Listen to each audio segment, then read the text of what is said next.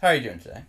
So, it's a sad time for us Sonic fans. South by Southwest gets cancelled, and then we're quickly reassured that the Sonic panel will still happen in April, but with a new format. And then that also gets cancelled. However, there's speculation going around that a Sonic reveal is set to happen at IGN's Summer of Gaming event.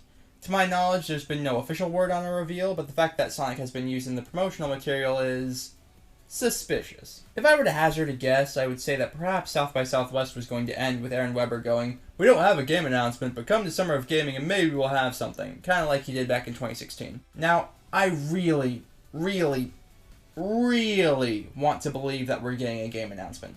I hate that I've been conditioned to not expect a game announcement from these, game developers. But then that raises the question, what is it? Well, let's talk about that. I want to start off by dispelling this myth that Sega doesn't have money, so Sonic games are going to be budget titles from now on, so they'll never be good again.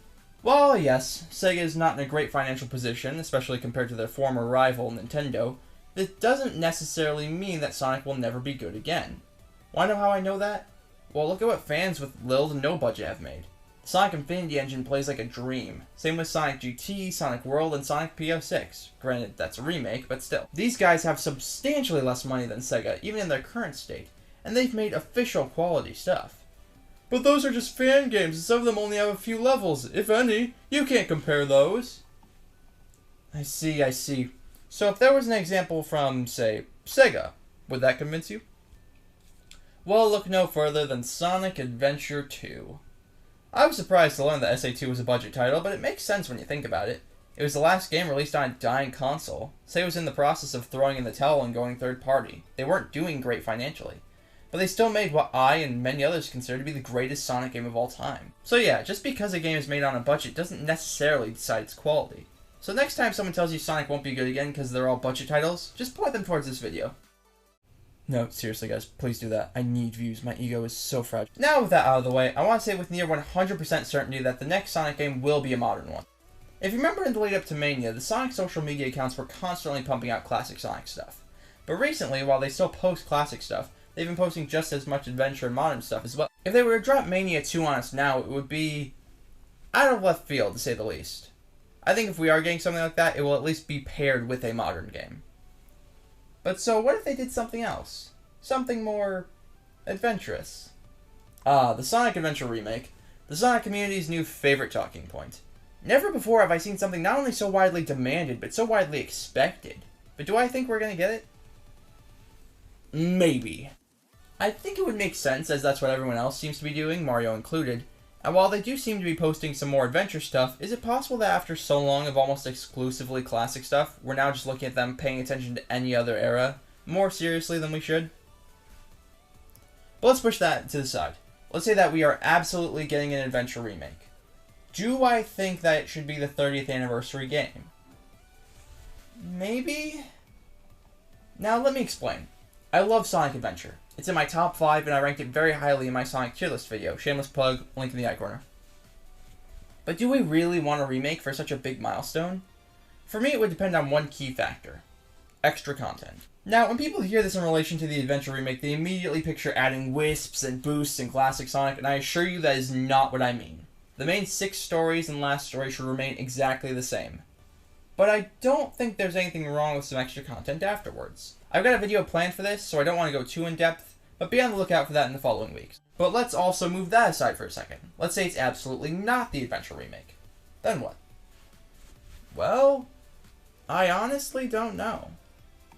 If this game were coming out in 2018, I would have said it was a boost game. Absolutely. If this game were coming out in 2019, I still would have probably said it was a boost game. If this game were coming out in 2020, I could have still argued that it may be a boost game. But it seems to be coming out in 2021, so if it is a boost game, oof. I do not envy the social media team after that reveal. Now, the problem isn't the boost itself. I mentioned the Infinity engine before, and if the game played like that, I'd totally be down for more boost. But for the most part, that plays like an adventure game that happens to have a boost button, not what we would traditionally consider a boost game. Essentially what I'm saying is, if they want to do boost again, it's going to have to be a radically new take for people to not immediately go, "But Forces sucked!" Forces was fine, you all are just mean. I wouldn't rule out it being something adventure-esque. I saw a tweet before that I agreed with, and I'll throw it up if I can find it. But essentially it said that if it's not something adventure after all this adventure stuff on the social media, then people have every right to be upset. Now, I agree, but for slightly different reasons.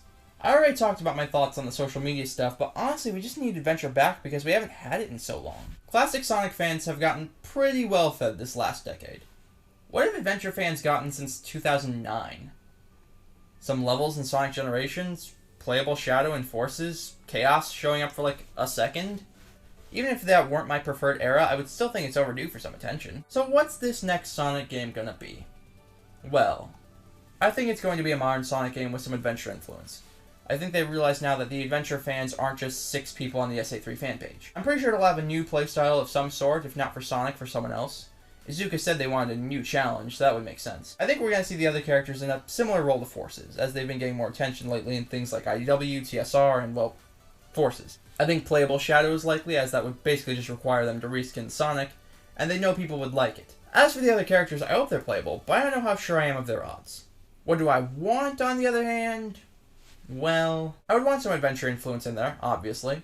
I would want at least Silver and Shadow playable, since they're my favorites. Sonic and Shadow should play like the adventure games, since those games perfected their controls. As for Silver, I think they should take a hint from either PO6 or the Sonic World fan game. Besides that, they're just the obvious ones. Good story, new environments, vocal themes, including at least one by Crush 40, you know. And maybe bring back Jason, please? So what do you guys think? Let me know in the comments below what kind of game you want, or at least what you expect. And hopefully we won't have to wait too much longer to see if we're right or not. If you made it this far, thank you for watching the video. I hope you enjoyed it. If you like what you see, be sure to leave a like, consider subscribing, help grow the channel. Once again, thank you all for watching, and I will see you in the next video. Bye.